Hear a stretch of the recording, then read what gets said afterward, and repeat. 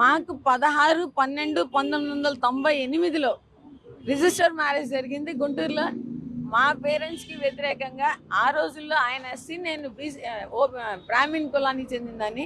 ఇద్దరం ఎల్ఐసిలో వర్క్ చేసేవాళ్ళం పాలకొల్లు బ్రాంచ్లో.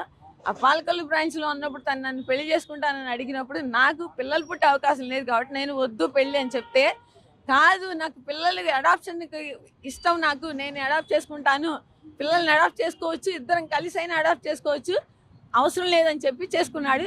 ఈవెన్ నా పాలకొల్లు ఎల్ఐసి కొలీగ్స్ అందరికీ ఈ విషయం తెలుసు, అందరూ కూడా చెప్తారు మీకు కావాలంటే. అలా పెళ్లి చేసుకుని వచ్చిన తర్వాత 2002లో మేము పాపని అడాప్ట్ చేసుకున్నాము. పాప ఇప్పుడు యుఎస్ వెళ్ళిపోయింది, మొన్న పెద్దదైంది, మొన్న యుఎస్ వెళ్ళింది. ఒక 10 years బ్యాక్ నాకు మళ్ళీ పిల్లలు కావాల్సిందే. తను అప్పుడు 10 years సుమారు ఎప్పుడంటే సార్ బాబు పుట్టిన 2002 అంటే తను